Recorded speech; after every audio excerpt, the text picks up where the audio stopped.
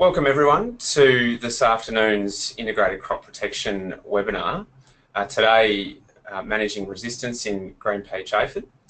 My name's Carl Larsen from RMCG and we're one of the delivery partners in the national ICP project that we're delivering on behalf of Hort Innovation in the vegetable industry. We're lucky today to be joined by Siobhan de Little, a senior consultant with Cesar, and also Paul Umina, the director of Cesar as well, to walk us through the presentation. Before we do get onto the presentation and into the technical detail, obviously GPA, a really important pest of vegetable crops, causing both damage to the plant through sucking and feeding, but also a vector for quite a number of viruses.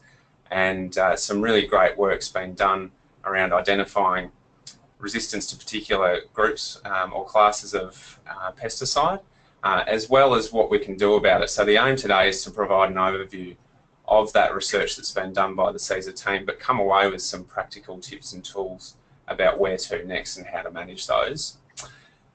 A few housekeeping things first up. You'll notice if you haven't joined us before on one of these series, before the go-to webinar panel on the side there, you can see who else is on the line.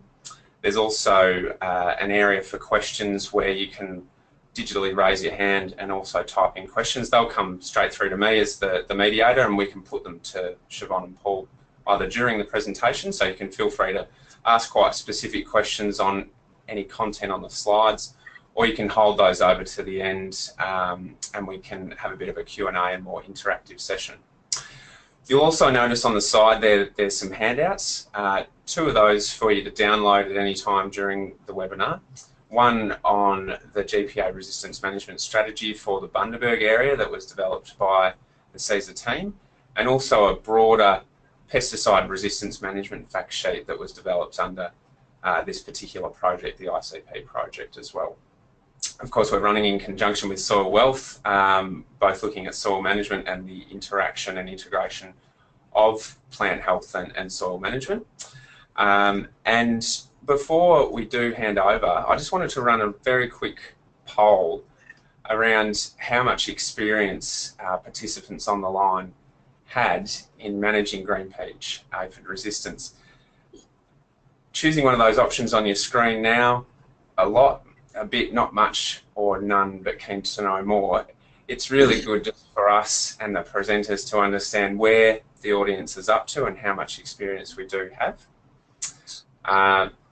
I can then share back some of those results with everyone now.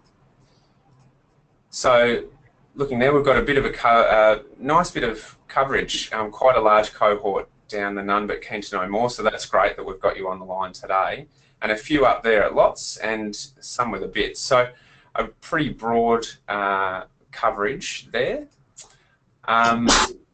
So with that in mind and knowing where the audience is up to, I might hand over to Siobhan to take us through the presentation. Thanks, Siobhan. Great, no worries. Thanks for the introduction, Carl. So I'll just jump straight in. A little bit of background on green peach aphid. So originally from China, probably, along with peach trees, but now obviously worldwide distribution and a lot of green peach aphid all over Australia. It's really polyphagous pest, so that means it can eat a variety of different plant types. We find it all over different horticultural crops. I'm sure you've seen it on solanaceous species, brassica species, cucurbits, and even get on grasses. And we see it in canola a lot as well, obviously. Probably the main reason to control green peach aphid is that it can vector over 100 different plant viruses. So that's probably the main amount of damage that that pest can cause on your crop. But then also when the populations build up really big, then you can also get damage from feeding, and there can be the honeydew that it produces, like every aphid produces, that can lead to sooty mold and discoloration of the fruit and vegetables. So like most insects, green peach aphids are highly influenced by temperature and rainfall. And within Australia, mostly we have asexual reproduction, giving birth to live young, with some sexual production in some areas. So obviously a high propensity to develop resistance, and with that asexual reproduction that can be a real problem because you can get a resistant clone that can then just keep reproducing asexually and spread the way across the country. So just a little bit of a closer look at the life cycle, as I mentioned. Mostly you've got this asexual reproduction going on in your vegetable crops and in the weeds, where you give birth, live birth to nymphs and then through to adults. And then in the right environmental conditions, so in colder regions and when the specific host species tree, the peach trees or nectarine trees are present, then you can have this sexual reproduction. That's the little photo of an aphid there with eggs inside rather than live nymphs. But as I mentioned, this is the main kind of life cycle that you're going to see in your crops. So you'll have the wingless aphids hanging out in the crops, walking between plants and giving birth to the nymphs. And then with the right environmental conditions, so it might be a change in temperature, it could be that the host plants are getting quite stressed or a build-up in the aphid populations, then there'll actually be a production of a generation of winged aphids. And these guys will lift off the crop and move about on the wind currents. So they can like move quite far, get up in the wind streams and move around. And up there they can look down and see the contrast between bare earth and like your bright green leaves of your crops or bright yellow flowers. And that'll be a cue for them to fly down and probe the plant and see if it's the kind of one that they want to start a colony on. So the generation time will vary according to temperature. The sweet spot for green peach aphids is around mid 20 degrees, so 20 to about 24 degrees. It can survive to quite cooler temperatures, but once we get down around 0, there's not much reproduction going on. And obviously when it gets much hotter, then there's not as much reproduction either.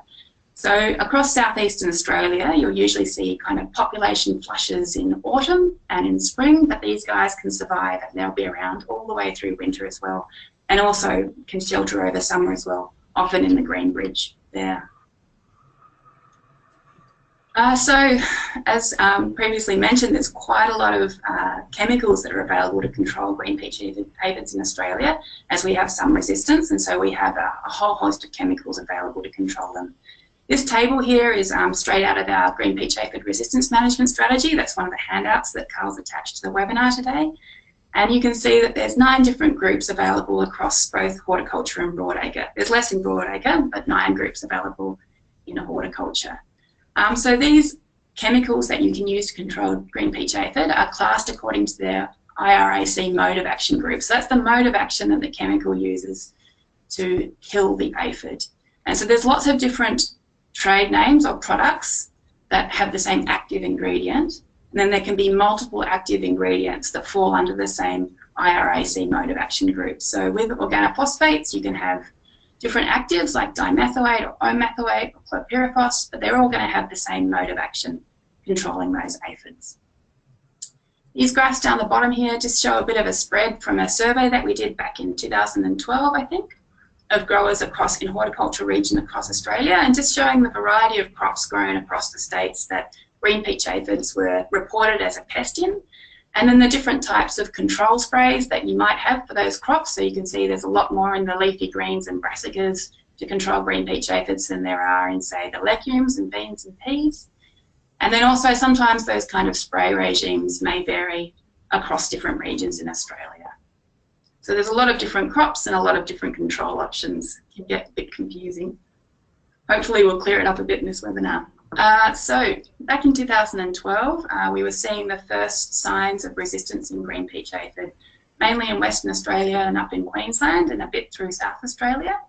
And we saw resistance to carbamates, that's pyramor, and pyrethroids, like your alpha-cypermethrin and bifenthrin. And then there was also some resistance starting to occur to organophosphates. Moving forward a few years, and as you can see from all those little red dots that indicate where the resistant populations are, 99% of the green peach aphid populations that we test for resistance today are going to have resistance to both pyrethroids and carbamates. So that's the pyramor and the alpha-cypermethrin and bifenthrin. And they also have quite a large amount of resistance to organophosphates as well. And you can see that's really spread across Australia. And as I said, every aphid population that we get in pretty much nowadays is going to have resistance to these chemicals. So what does that mean in terms of control? If we just look back at that table of the different actives that are available for the green peach aphid control, you can see it really just strikes out those first 3 options there. Can't really use these guys to control our resistant populations anymore. So starting to rely a bit more heavily on the products further down the list. Neonicotinoids are a really great option for controlling aphids. They work really well. So that's they can be delivered systemically. So as a seedling drench, it might provide seedling protection for say 6 to 8 weeks.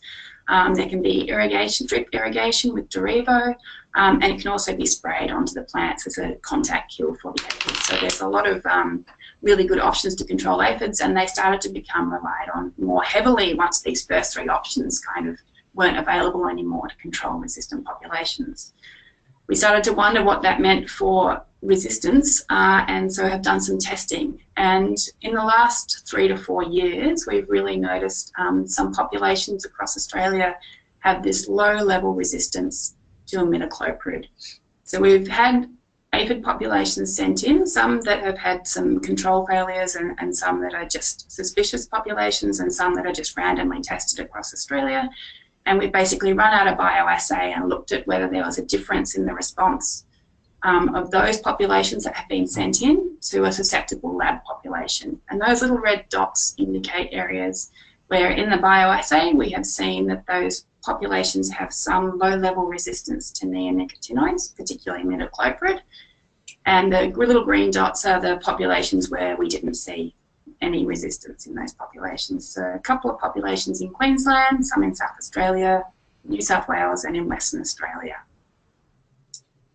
So Siobhan, is that likely across all neonicotinoid products, or predominantly just with imidacloprid, as you've outlined on the map there? Is it covering the broad suite of neonics? Yes, it is. Yep. So this type of resistance to neonicotinoids also occurs over in Europe, and Chris Bass and a lot of other researchers have done a lot of research on this and have shown that this resistance is cross-resistant to all neonicotinoids, so thiamethoxam and thiazinas, other neonicotinoids as well. And so how's that being managed in the overseas examples if they've developed quite high levels of resistance already? Well, I guess Europe is an interesting story because I guess they've recently banned the use of neonicotinoids, so they're sort of turning to other products to control the aphid populations. But yeah, obviously there's still a suite of options available, and here in Australia we only have low-level resistance, so the neonicotinoid products will still provide control for the aphid populations as long as they're used in a resistance management strategy and in rotation sensibly, and they will still provide control. Yeah, great, thank you. Right. So Carl mentioned there's high resistance in Europe, and I said that we have low-level resistance here in Australia. So obviously there are different types of resistance. There are different ways a pest can develop resistance to a chemical. So there's metabolic resistance, and that's when the pest already has some detoxifying enzymes inside of them, and they just build up a higher amount of those detoxifying enzymes and are able to reduce the toxicity of the chemical, the insecticide, that is being applied to the pest. So a bit like the way that your liver detoxifies alcohol, for example. And so some pests may have a higher level of those detoxifying enzymes, and so that means that they can develop resistance in that way. It's probably the most common type of resistance since it relies on systems that are already within the pest. That can give you sort of low to moderate to even higher levels of resistance, but it's really variable depending on the interaction of the enzymes and the toxic chemical. So the next one is target site resistance. So this is the big bad kind of resistance, and that's when you actually get a genetic mutation or a change in the DNA of the pest. And the chemical can no longer bind to the target site in the cell of the pest. So you've got your insecticide coming in, and there's just no way for it to bind or interact with the pest anymore, and so it can't kill the pest. So that target site resistance is a bit black and white. It means that if you have evolved a target site resistance to a chemical, then that chemical will no longer kill the pest. There are a couple of other types of resistance, like penetration resistance and behavioural resistance, where the pest may evolve behaviours to avoid exposure to the chemical or walk away from sprayed leaves. But those top two, the metabolic resistance and the target site resistance, are the ones that I'm going to talk about a bit further. So I mentioned before, you remember the maps with all the red dots all over them, that we have resistance to the pyrethroids, the carbamates, and the organophosphates. So with pyrethroids and carbamates, we have target site resistance. So that's the black and white resistance. Basically, green peach aphids in Australia have evolved mutations that mean that these chemicals will no longer interact with the aphid and will no longer kill them. So I've got some little dose response curves here. So on the left here, we have one for alpha cypermethrin, which is a pyrethroid. And you can see the little black dots are our susceptible population. And at obviously low levels of the concentrations of the insecticide, we still have really good survival. And then once we get up to our field rate, then we're getting 100% control of that population. These little white circles are a resistant population that have that target site mutation. That means the chemical won't kill them anymore. And you can see right up at the field rates there, we're still not getting any control of that population. It's the same story for the carbamates, so that's pyramor. Our susceptible population is controlled quite nicely at the field rates, and then our resistant populations with that target site mutation, we're not going to get control in the field with those chemicals on the resistant populations. So then with organophosphates, it's a little bit of a different story. Green peach aphids in Australia, they have the metabolic resistance to organophosphates, so they have these esterases that help detoxify those chemicals. And so you can see the dose response curves are not quite as severe. We've got our susceptible population that has the typical dose response curve. We're getting controlled at good control at the field rate and above. And then we've got our resistant population here with the little white dots. And then we're still getting some control at the field rate, but not as much. So there's a moderate level of resistance there to organophosphates. And that can really change depending on environmental conditions and depending on aphid populations and things like that. So it's a bit of a different story. So with the neonicotinoids, what type of resistance do we have in Australia? Luckily, we have metabolic resistance in Australia. So the neonicotinoid resistance in Australia is one that's also been seen overseas in Europe, and it's through enhanced expression of a P450 gene, the CYP6CY3. And so the higher level or higher expression of that gene means that the aphids can detoxify the neonicotinoids.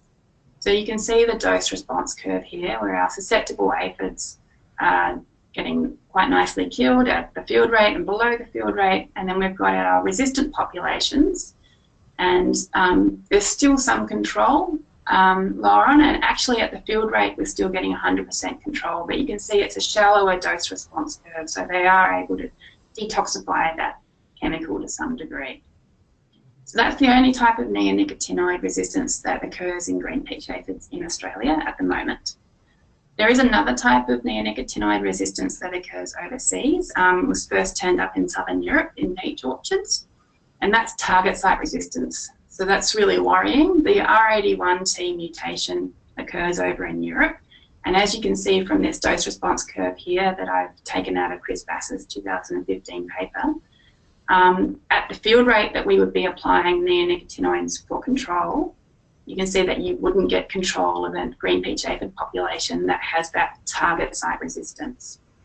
This one's really worrying because there's also some resistance, cross-resistance to sulfoxyphor, to transform as well. We don't have this resistance in Australia. We test every green peach aphid population that is sent in to us, and we've been screening them for years for this type of mutation, and we haven't seen it. So we don't have this guy in Australia yet, but it's important to make sure that we manage our use of the different chemicals so that we don't put selection pressure on populations and end up with a situation where we have that kind of target site resistance to neonicotinoids. So Siobhan, you mentioned there on this slide, we've got metabolic resistance to the neonicotinoids. Does that mean we've only got metabolic resistance to the organophosphates as well on your previous slide? Yep, that's right. The risk of that evolving, I guess, into target site resistance with the organophosphates as well? I don't know of any target site resistance to organophosphate. So the type of metabolic resistance that we have to organophosphates can give really high levels of resistance so that they're essentially ineffective, and we've seen that in some populations across Australia where people are having control failures from organophosphates just purely from the metabolic resistance. So it can provide really high resistance. It can just be variable, so it can be low as well. At the moment, we've only seen really low levels of the neonate resistance in green peach aphids in Australia. Don't know if you have anything else to add there, Paul? Yeah, look, I guess, Carl, I mean, in terms of the two resistances for neonicotinoids, as I guess Siobhan's outlined, they're two very separate mechanisms. So the fact that we have metabolic resistance is worrying. It means that we're applying selection pressure for resistance to evolve in green peach aphids. But of course, resistance is often, and particularly with target site resistance, it's very much a random mutation that occurs. So the more selection pressure, the higher the risk of developing resistance. So it's not that metabolic resistance will evolve into target site resistance. They're quite separate mechanisms. But if we continue to apply selection pressure, and Siobhan will talk about ways that we can minimise that, then we are likely to see target site resistance evolve in green peach aphids as well. It's happening all over the world. It's first, as Siobhan mentioned, it was first picked up in Europe, but it's been seen much more globally now. It's quite prevalent in Asia, for example, and so we're not immune to that same story, I guess, playing out in Australia. So it's something that we need to be mindful of, but I guess they are quite separate mechanisms. So it's not like you'll go from metabolic to target site. It is just a numbers game. Oh, great, thanks for that clarification.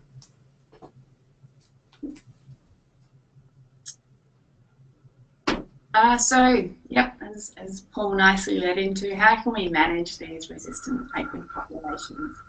I think the first key to managing a resistant aphid population is making sure that the aphid population you have is a green peach aphid population. So I've got photos of, I think, 7 different aphid species on this slide, 6, and they all look really similar, and only these guys are the green peach aphids. So these are the ones that have the really high resistance, and then everything else can be controlled by the whole suite of chemicals that we have available pretty much. There's some resistance in cotton melon aphid. So it's really important to be able to identify that the aphids that you have on your crop are green peach aphid. So the first thing is where to look for them. If you're going out and monitoring in your crop, you can use yellow sticky traps. Can help you to see whether there are aphids, winged aphids flying around. That can just give you a bit of an indication about what's happening, whether aphids have come into your crop, whether it's the right time of year for the winged aphids to be flying around. It's almost impossible to identify what aphid you have from a squashed winged aphid on a yellow sticky trap. So you'll probably need to move into the crop in order to figure out what you've got. So hand lens is really handy here, and you want to look for green peach aphids around the crop edges, and then actually go for the lowest, oldest leaves on the plants. So that's where green peach aphids like to hang out, like right down the bottom of the plant on those really old leaves. Other aphids prefer to hang out in clumps on the flower spikes or on the newer growth. The green peach aphids really go for those lowest leaves, which is a bit tricky because it can make them even harder to control because of penetration through the crop canopy. So as I mentioned before, green peach aphids are present all year round, so they'll even be there in low numbers in winter, just hanging out in the bottom of the leaves of the crop. But the highest numbers will be in autumn and spring. And having some yellow sticky traps up will help you to really see whether you're getting higher aphid numbers sort of coming into your crops. And anything in particular to look out for, Siobhan, from a physical characteristics, size, any markings on bodies and bits and pieces?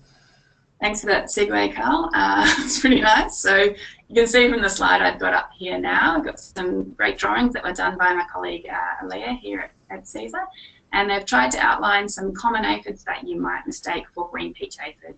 So we've got green peach aphid here on the left, and they tend to have a teardrop shaped body. They're kind of 2 to 3 millimeters, so about average size for an aphid.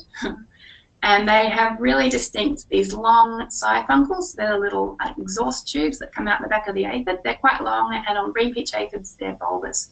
So these kind of things you might be able to see with a really good hand lens, and definitely if you have a microscope, you'll be able to see these types of characteristics. The other thing that green peach aphids have that is really diagnostic are these little bumps at the base of their antennae. and they're turned inward like two little horns on green peach aphids. And you can see in your foxglove aphid, little bumps are quite straight, or in potato aphid, at the base of the antennae it just slopes out. But in green peach aphid, you have these really distinct two little inward-facing horns. So that's a really good one to look for. You might be able to see them with a hand lens as well. Something else with the melon cotton aphid, these guys are a bit smaller and they often tend to be quite bulbous and a bit rounder, and they also have dark sifuncles or exhaust pipes. So that's one way to tell the difference between a melon aphid and a green peach aphid. Foxglove aphid is a bit trickier. They're slightly larger than green peach aphids and they're a bit more pear-shaped, and they have dark tips to the end of their sifuncles or exhaust pipes. And the potato aphid, this guy is much bigger. So you can see here they have really long legs, they're quite long body, and they have this really obvious long pointed quarter or tail, as well as really long sifuncles. So they're just a few of the things that you might be able to use to help you distinguish green peach aphid from these other common species that you might mistake for. In brassicas, there's a couple of other species that look a lot like green peach aphid but aren't. So there's the turnip aphid and the cabbage aphid you also get on your brassica crops. So firstly, these guys tend to like hanging out in big clusters around the flower spikes or on the leaves. I'm sure you probably have seen populations like this before. This will most definitely be a cabbage or a turnip aphid population. Green peach aphid you'll find on the lower leaves, and they tend to be a bit more broadly distributed in ones or twos, unless you've got a really, really big population of them. You won't see a clump like this. The turnip aphid has purple legs, purple antennae, and purple exhaust pipes or sifuncles, and also has this kind of dark banding on its body. Green peach aphid doesn't have any dark banding on its body at all, so that's another diagnostic tip to help you out there. Cabbage aphid has barely visible exhaust pipes or sifuncles, so that's another one to help you there. And these guys tend to be covered in this kind of powdery wax-type substance, and so they can look a bit dull grey or a slightly different colour, whereas the green peach aphid does tend to be a bit of a clearer, more jewel-like colour. Unfortunately, green peach aphids aren't always green. So we can get green, we can get light green, dark green, they can be orange, pale pink, and even a darker red. And all of these different body colour types can be found on all different crops. So I've done some reading, and there's not a lot of research that's been done on why we have these different body colour morphs of green peach aphid. Could be related to environmental conditions. I think in some areas they found that in colder temperatures that the red morphs turned up more commonly. But there's really doesn't appear to be much of a rhyme or reason from what I can see of the research. What I can tell you is our experience here in Australia. We have found both red and green aphids that are susceptible to all insecticides, and both red and green aphids that exhibit those resistance mechanisms that we found before. So there's absolutely no correlation between resistance and the body colour type of green peach aphids in Australia at all. So if you have a pink aphid on your plants, then it might actually be a green peach aphid. So it just pays to check out those diagnostic characteristics I mentioned before, with the little tubercles at the base of the antennae looking like horns, and looking for those sifuncles, the exhaust pipes, a bit longer. So once you've identified that the aphids in your crop actually are green peach aphid, then the next step is to think about how you're going to manage them. First of all, as you will remember from those maps with the little red dots everywhere, there's no point using a pyrethroid or a carbamate or an organophosphate to try and control your aphid population, because it's likely not going to work and you're going to end up with control failure. So we've got that table here again of all of those different actives that are available to control green peach aphids, and there really is a whole suite of different actives available. In the handout that Carl's attached, and also in some background information to our resistance management strategy, we've listed all of the different products that are available to control green peach aphid and the crops that they're related to. So there's different options in different crops, obviously, and all of that information is also available on the APVMA website. So the main message here is that you want to rotate between chemical groups for consecutive sprays. So that's making sure that you're rotating between these chemical groups from groups, say, 4A to 28 or 4A to 23, and not within that group. So you don't want to put on one type of neonicotinoid and then another type of neonicotinoid.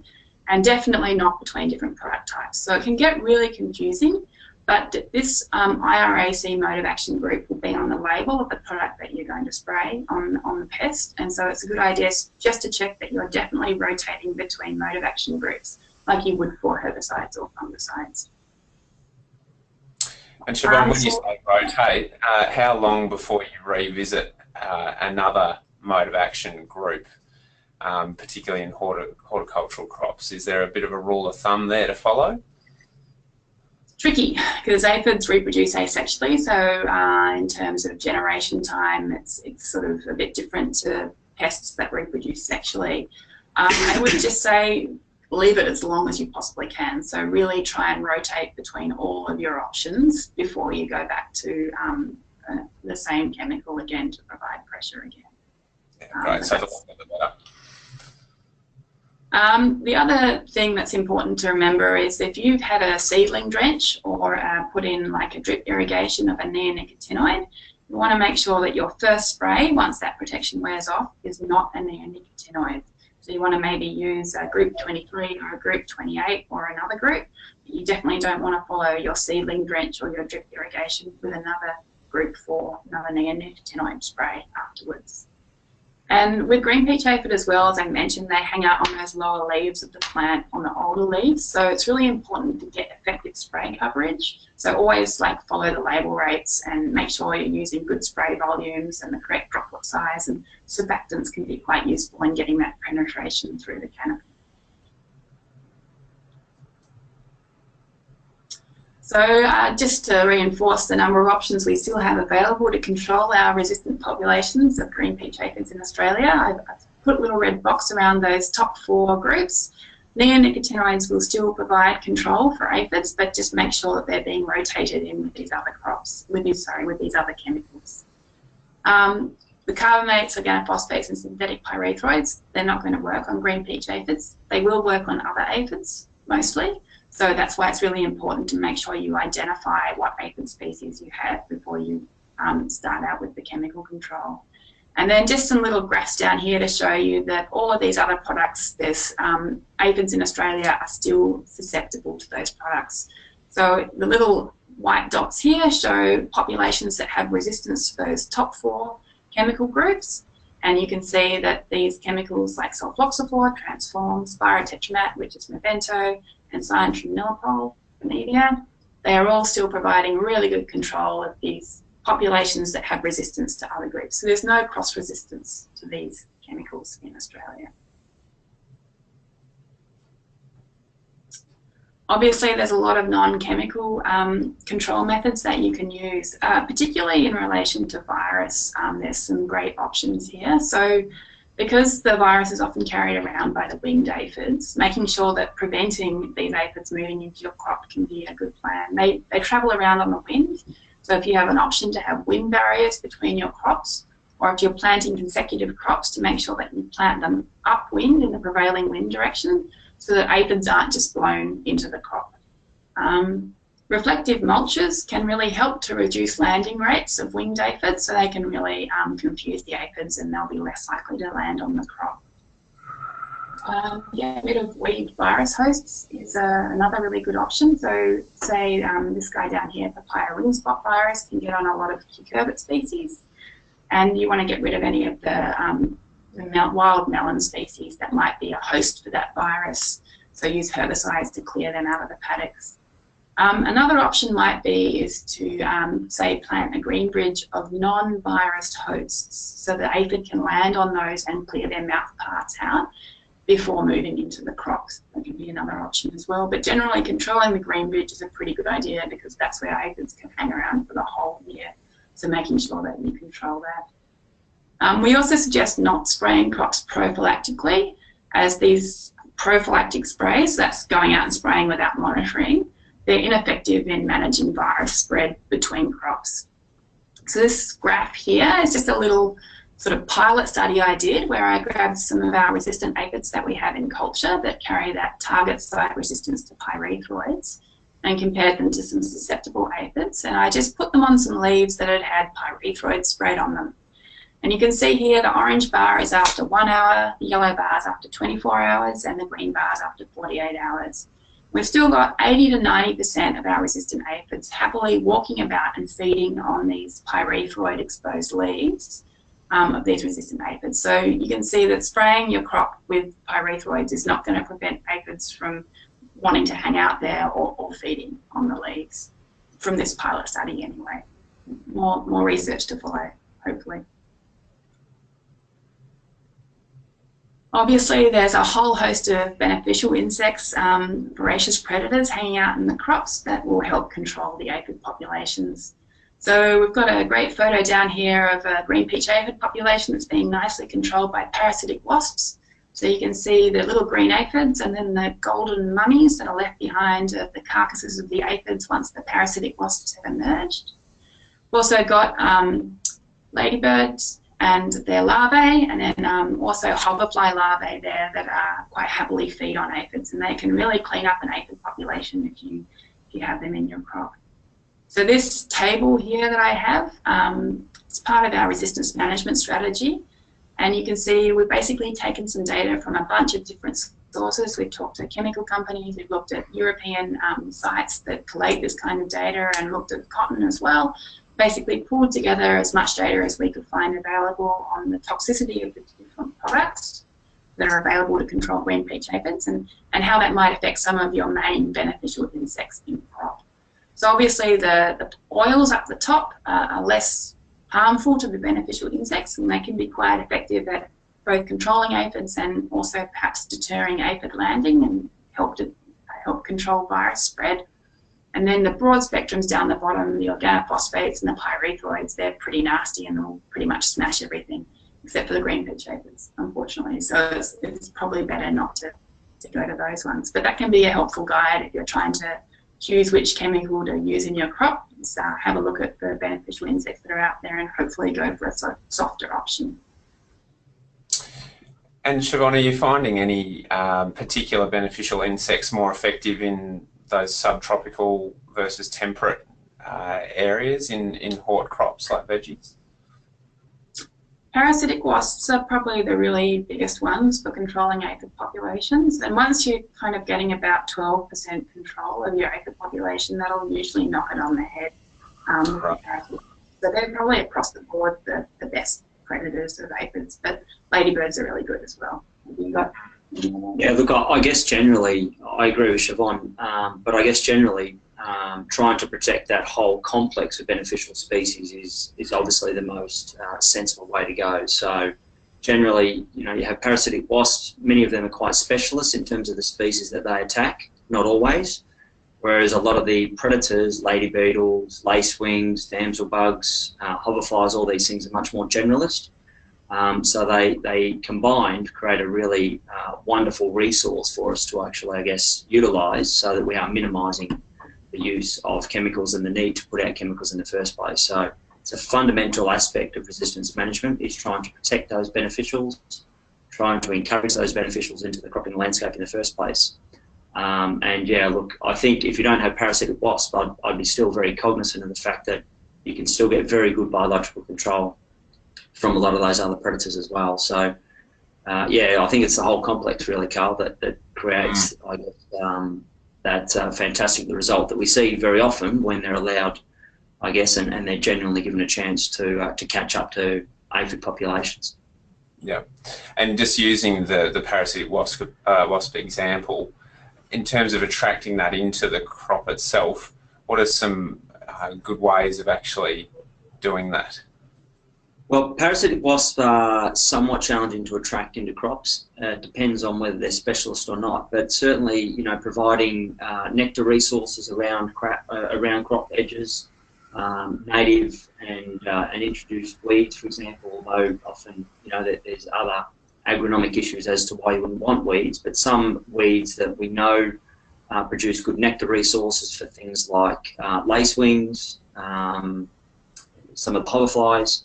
So, that's one element of it, but I think fundamentally what the biggest, I guess the biggest win that is really available is to minimise the disruption of beneficials in the first place. If we take chemicals out of the equation, they will come. Obviously, that's not going to be possible in some situations, but certainly minimising the use of the broad spectrum chemicals, targeting soft chemicals is really the best option, I think, that we have available to encouraging beneficials. Mm. Yeah, excellent. Thanks, Paul. So we have ongoing research on green peach aphids at the moment. Particularly, we're focused in on the different types of neonicotinoid resistance that occur overseas and the low-level metabolic resistance that we have here in Australia, and trying to figure out where it is and where it's spreading and all of those kind of things. So if you actually experience control failure, we'd love to receive aphids from you, and we'll be able to do some resistance testing, and we can tell you what types of resistance that your green peach aphids have. So you can send in green peach aphids following this little diagram. You just put them in a box with some paper towel and some of the host plant left, and just send them straight in to us at Cesar aphid resistance testing service, and we'll be able to do that testing for you. I'm happy to send out more information on that afterwards if people are interested in that. And so that's the end of all of the information that I have about green peach aphids, but obviously happy to field questions. Just got some resources down there. We've got the link to the resistance management strategy we developed for the Bundaberg cured vegetable crops from the Horticulture Innovations website there.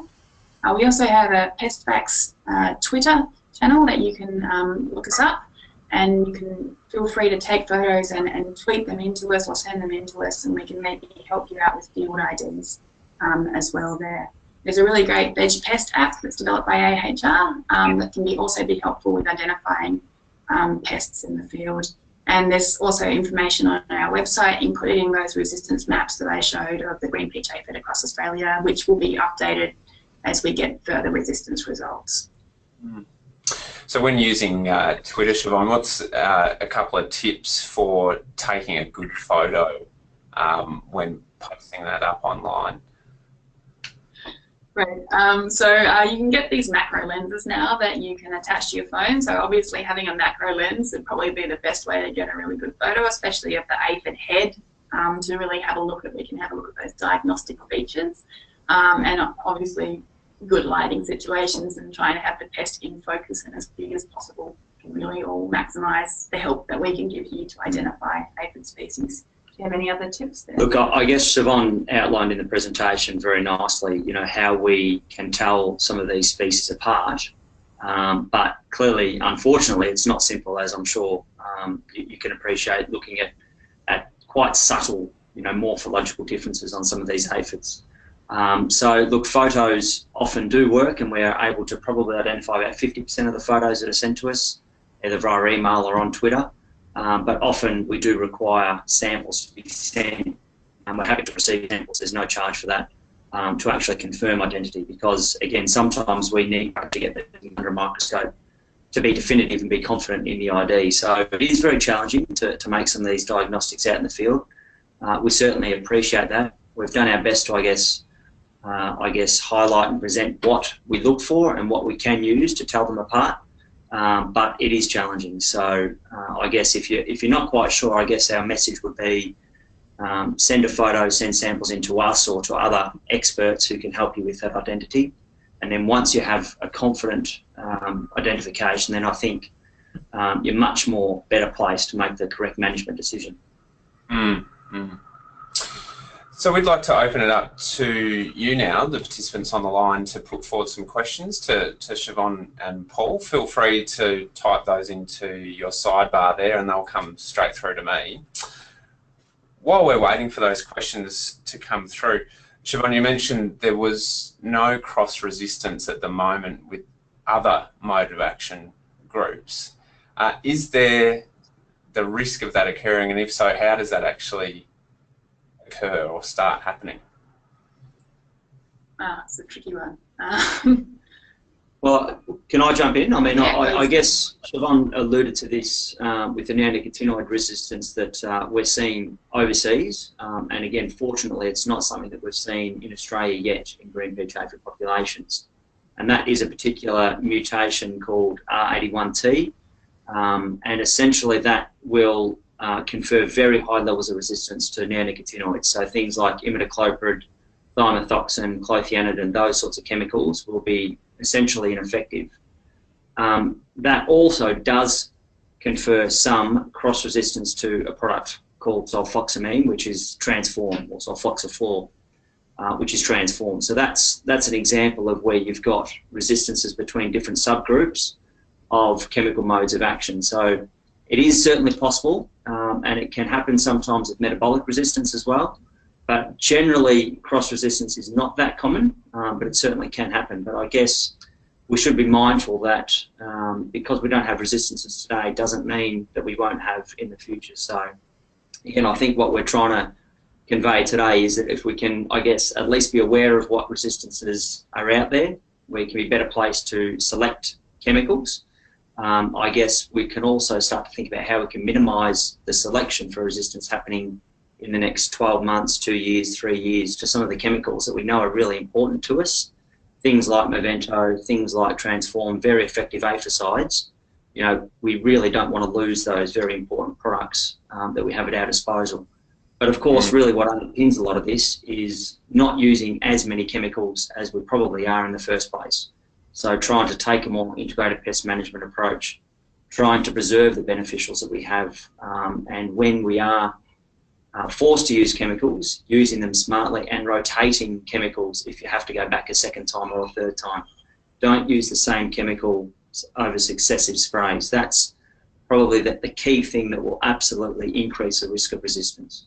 And just on your point there, Paul, around transitioning to an IPM approach, for those on the line perhaps that aren't using integrated pest management at the moment, where do you start?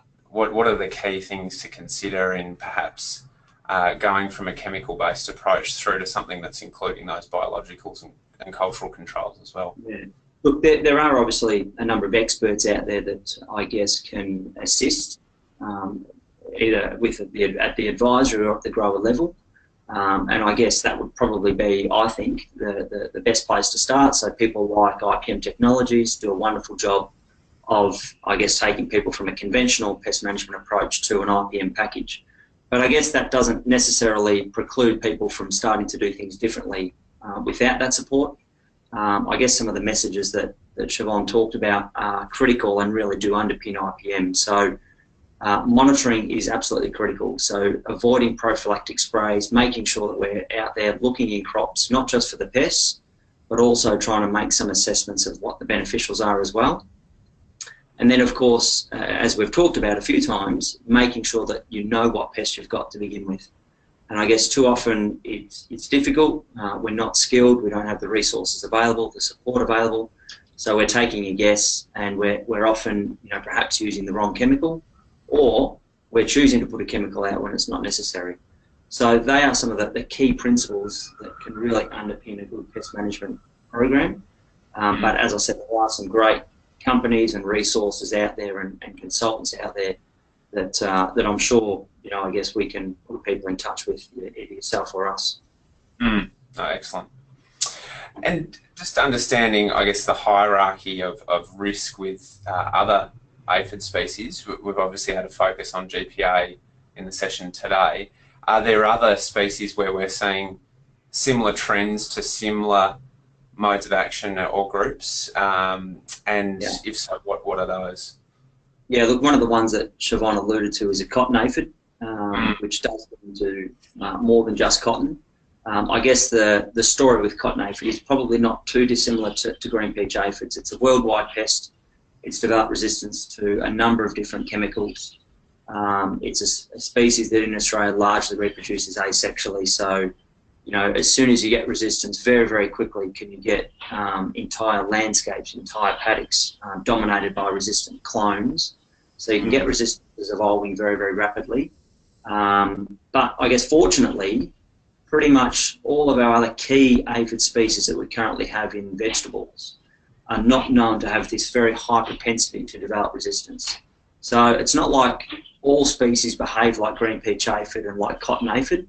Some species don't really have the genetic machinery to evolve resistance as readily. That's not to mean that they can't do it, but they certainly don't have that ability to do it as quickly and as easily as green peach aphids and cotton aphids.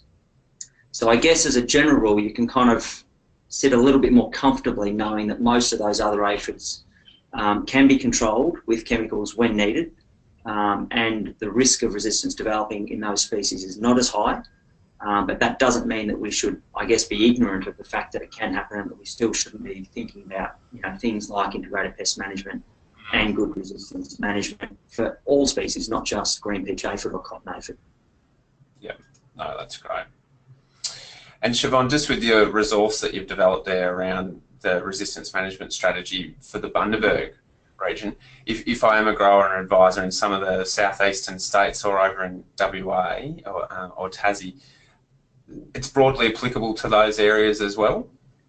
Absolutely. We've got a spraying guide in there that's kind of related to the fact that in Bundaberg they tend to have continuous cropping and there's not much of a break. So we've kind of suggested chemical use in relationship to continuous cropping.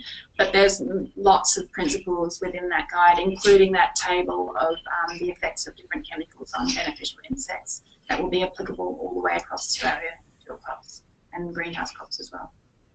Yeah, great. Excellent. Well, there's no further questions that have come through. Firstly, a big thank you to Siobhan and Paul for their expertise and insight today. I think that's been an excellent session and a really in-depth but practical look at some of the resistance management issues with green peach aphid, but also aphids more broadly. As mentioned before, we've got a couple of resources on the side there if you haven't downloaded them already. The RMS and also just a broader resistance management fact sheet. So feel free to download those, take them away. We will be recording this session and have the slides available after, so we'll send around a link to those if you didn't get the chance to listen either live or for the full 60 minutes. You can access that afterwards. There's also, as up on the screen there, another webinar in this series with Paul in mid-October on the Wednesday the 18th, looking at pesticides and insect pest control a little bit more broadly. And that's going to be a really great session. Same time, 12:30 to 1:30, so you can grab a sanger and sit at the desk and grab a couple of colleagues. So feel free to register for that one on the Soil Wealth website, soilwealth.com.au. And also thanks to our participants for joining in. I hope it was really useful. And we'll see you at the next webinar or event under ICP. Thanks, everyone. Thanks, Carl.